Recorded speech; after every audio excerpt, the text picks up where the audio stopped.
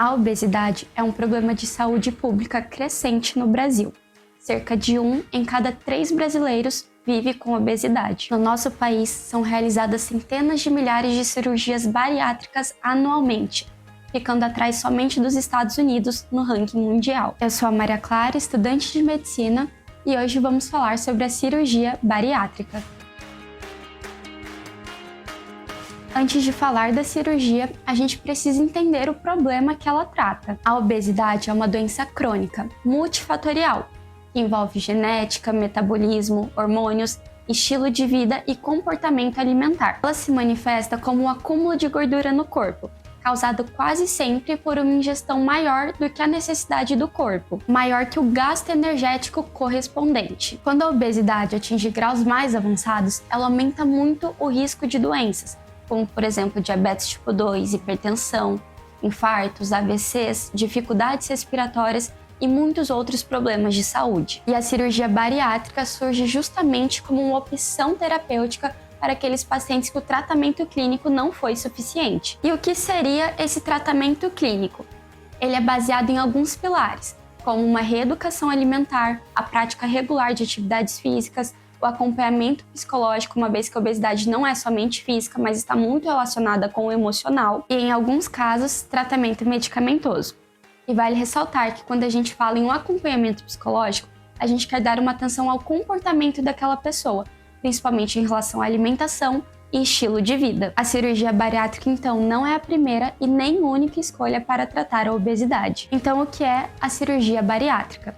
Ela é um procedimento cirúrgico que modifica o sistema digestivo para promover a perda de peso e melhora metabólica. Ela funciona principalmente por 3 mecanismos: redução da quantidade de alimento que o estômago comporta, alteração da digestão e absorção de nutrientes e mudança na liberação de hormônios ligados à fome, saciedade e glicose. Existem alguns tipos de cirurgias bariátricas e hoje nós vamos focar em 2 principais: o bypass e o sleeve. Mas antes de explicar melhor essa parte, a gente precisa entender mais um conceito, que é a digestão. Ela é o conjunto de processos pelos quais o corpo quebra os alimentos em partes menores para que eles sejam absorvidos e usados pelo organismo. A digestão começa na boca, onde acontece a mastigação. A mastigação quebra o alimento em partes menores. E ali, a saliva já começa a digestão dos carboidratos, por meio de uma enzima chamada amilase salivar. Depois que o alimento é mastigado, ele forma o bolo alimentar e é engolido. Então ele desce pelo esôfago por movimentos chamados peristaltismo. Ali no esôfago não tem digestão, somente o transporte desse bolo alimentar. O alimento então vai ser transportado até o estômago, onde ele entra em contato com o ácido gástrico. A digestão das proteínas começa aqui. O estômago também funciona como um reservatório,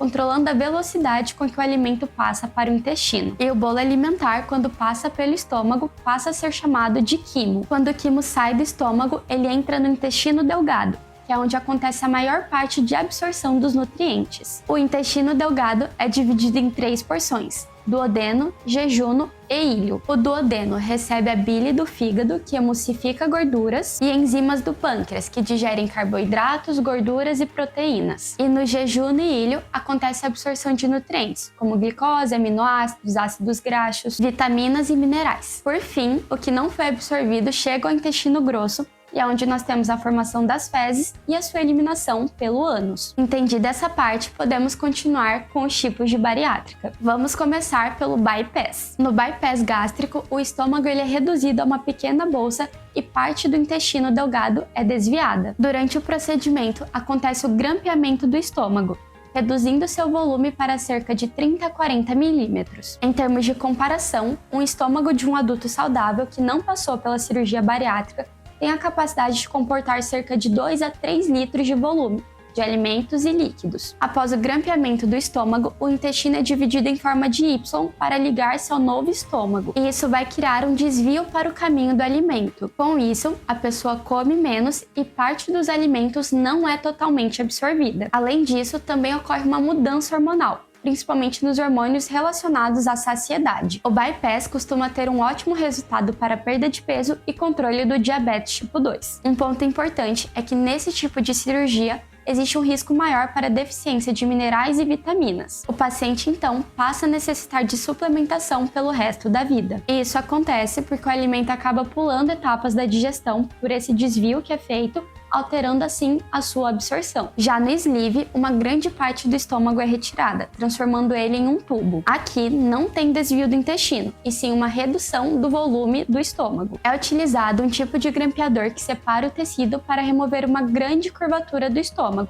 deixando somente um tubo fino e comprido chamado sleeve. Esse tubo dispõe de cerca de 80 a 100 milímetros de capacidade. No método sleeve também é retirada uma grande parte do estômago que é responsável pela produção de um hormônio que aumenta a fome, a grelina. Dessa forma, o paciente passa a ingerir bem menos alimentos do que antes por conta da redução no volume do estômago e ele também passa a sentir menos fome, pela diminuição na produção de grelina. Uma das grandes vantagens da cirurgia do tipo sleeve é que o intestino não sofre nenhum desvio, e é por isso que ela possui um menor risco de má absorção comparado com o bypass. Mas ainda assim, exige um acompanhamento e suplementação. A cirurgia bariátrica não é feita apenas por vontade própria. Existem critérios que devem ser seguidos. É necessário ter um IMC, um índice de massa corpórea, maior ou igual a 40 kg por metro quadrado, ou então um IMC maior ou igual a 35 kg por metro quadrado com comorbidades,